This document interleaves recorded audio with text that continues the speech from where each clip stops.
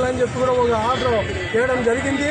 ఇవాళ కేంద్రంలో ఉన్నటువంటి బీజేపీ పార్టీ, అదేవిధంగా రాష్ట్రంలో ఉన్నటువంటి కూటమి పార్టీలు ఇవాళ రైతులకి గిట్టుబాటు ధర కల్పించే పద్ధతుల్లో లేదు, అదేవిధంగా కార్మికులకి కనీస వేతనం ఇచ్చే పద్ధతుల్లో లేదు, కనీసం సుప్రీంకోర్టు ఇచ్చినటువంటి చట్టాలను అమలు చేసే పరిస్థితుల్లో ఇవాళ కేంద్ర రాష్ట్ర ప్రభుత్వాలు లేవని చెప్పి కూడా ఇవాళ మేము ప్రజా సంఘాలుగా కూడా ప్రభుత్వాన్ని డిమాండ్ చేస్తూ ఉన్నాం.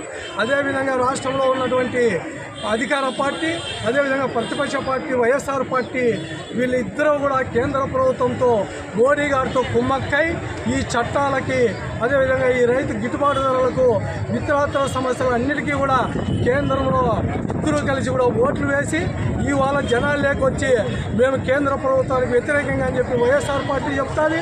అదేవిధంగా తెలుగుదేశం పార్టీ మేము ప్రజల పార్టీ, మేము సంక్షేమ పథకాల పార్టీ, మేము అందరికీ కూడా రైతులకు, కార్మికులకు, ఉద్యోగస్తులకు, ఉపాధ్యాయులకు అందరికీ కూడా న్యాయం చేస్తామని చెప్పి వచ్చినటువంటి చంద్రబాబు నాయుడు గారు సూపర్ 6ను కూడా అమలు చేయకపోకుండా, అదేవిధంగా గతంలో వైఎస్ఆర్ పార్టీ అధికారంలో ఉన్నప్పుడు మోటార్లకు మీటర్లకు ఇచ్చే విధానాన్ని రద్దు చేయాలా, స్మార్ట్ మీటర్లు లేకుండా రద్దు చేయాలని చెప్పి నారా లోకేష్ గారు ఇవాళ నారా లోకేష్ గారే చెప్తా ఉన్నారు.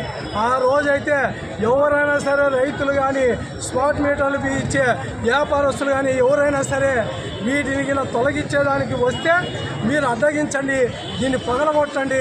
ఆ రోజు తెలుగుదేశం పార్టీ అధికారంలోకి వస్తుంది, మనం అన్నీ కూడా అమలు చేస్తామన్నటువంటి వ్యక్తులు వీటన్నిటిని కూడా పక్కన పెట్టి అంగన్వాడీ వర్కర్స్ కావచ్చు, ఆశా వర్కర్లు కావచ్చు, లేకపోతే ఇతరత్ర వర్కర్స్ కావచ్చు, అదేవిధంగా శ్రీరామ్ వాటర్ సోర్సెస్ వాళ్ళు కావచ్చు, రైతులు సమస్యలు కావచ్చు, కార్మిక సమస్యలు కావచ్చు, ఉపాధి హామీ కూలీని, గ్రామీణ ఉపాధి హామీ పథకాన్ని అమలు చేసినటువంటి బాధ్యత కేంద్ర రాష్ట్ర ప్రభుత్వాల మీద ఉంది. అది 200 రోజులు పెంచాలా, వాళ్ళకి కనీస వేతనం 6,600 రూపాయలు పడే విధంగా వేతనం అమలు చేయాలా. అదేవిధంగా అంగన్వాడీ వర్కర్స్ అందరికీ కూడా గత ప్రభుత్వంలో ఇచ్చినటువంటి హామీలన్నీ కూడా అమలు చేయాలా. వాళ్ళ